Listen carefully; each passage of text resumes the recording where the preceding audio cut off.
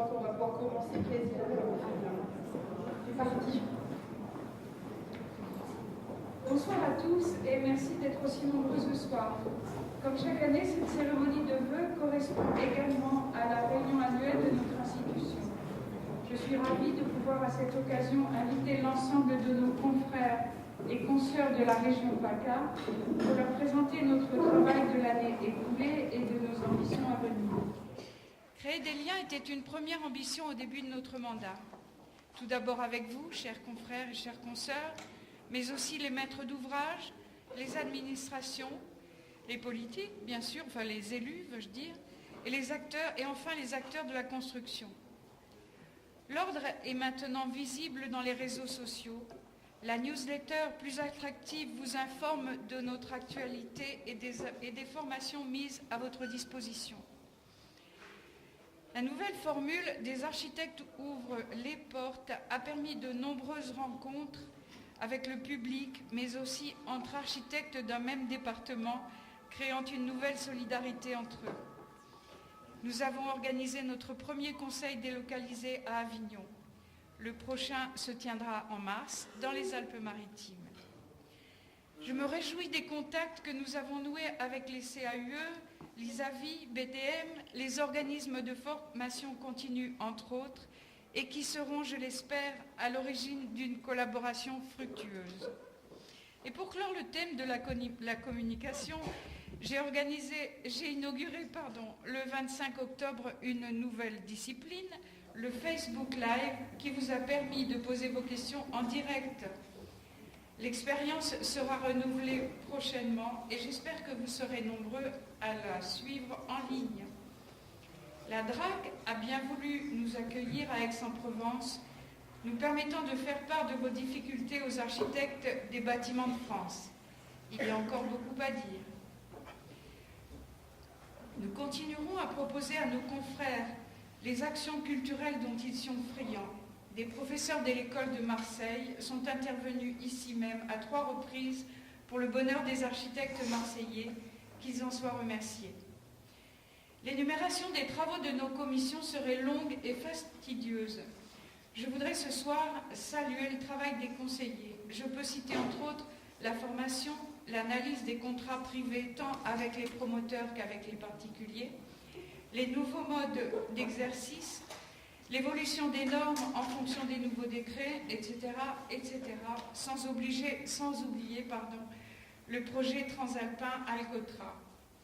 Plusieurs manifestations ont été organisées en fonction de l'actualité. Débat sur l'affaire de la Corderie, rencontre autour de la loi Elan le 17 mai, table ronde sur la réhabilitation des centres anciens après les événements de la rue d'Aubagne. Je voudrais aussi ce soir remercier les journalistes qui nous ont accompagnés lors de ces manifestations et souhaiter que notre collaboration perdure cette année encore. La mise en place d'un nouveau mode de fonctionnement et une actualité chargée ne nous ont pas laissé le temps d'aller au bout de tous nos projets. La défense du maintien de la loi MOP a constitué une grande partie de nos actions, avec entre autres le recours contre les PPP des écoles de Marseille et bien entendu les actions contre la loi Elan. Hélas, malgré tout, la loi Elan a sonné le glas du mécénat public qui faisait de l'État et des collectivités des maîtres d'ouvrage de talent. Nous sommes plus que jamais condamnés à démontrer que l'architecte est un professionnel qualifié. La préservation du patrimoine, la transition énergétique, la rénovation des bâtiments existants, la mise en valeur du patrimoine foncier et j'en passe font partie du quotidien de nos confrères. Préserver l'environnement, préserver le bâti existant, l'améliorer, diminuer l'empreinte carbone des projets futurs, n'est-ce pas là aussi notre avenir? Il semble que tant en ce qui concerne la commande que l'action citoyenne, nous n'ayons plus le choix d'ignorer les missions qui se rapportent à ces sujets. Je n'ai aucun doute sur la capacité de nos confrères à s'adapter. N'ont-ils pas été les premiers parmi les acteurs du bâtiment à s'équiper et à se former au BIM? Notre tâche sera désormais de faire reconnaître ces compétences. Le sujet de la formation initiale est récurrent. Je tiens d'ailleurs à féliciter ici même Hélène Corset pour sa récente nomination au poste de directrice de l'ENSAM, et lui demander d'être, avec Guillaume André, conseiller et membre du nouveau conseil d'administration de l'école, nos porte-parole auprès des administrateurs afin que ces nouvelles pratiques soient développées dans l'enseignement qui sera dispensé aux futurs étudiants. Mais peut-être est-ce déjà prévu. Quoi qu'il en soit, je suis heureuse des liens noués entre notre conseil et l'ENSAM. Je ne doute pas que ces liens persisteront et je fais le vœu qu'ils nous permettent de faire part de notre expérience afin que l'école, outre l'apprentissage de la réflexion, de la conception et la transmission d'une culture indispensable, prépare au mieux les architectes aux difficultés de notre métier. Nous préparons un appel au volontariat pour l'analyse du PLU métropolitain de Nice à nos confrères des Alpes-Maritimes à l'occasion de l'enquête publique. Il concerne 49 communes. Ce qui peut paraître anecdotique à l'échelle de la région est en fait la préparation d'une action qui pourrait s'appliquer aux communes et métropoles de nos 6 départements. Les PLU n'évoluent pas suffisamment et sont trop souvent calqués sur les anciens postes, totalement inadaptés à nos spécificités territoriales.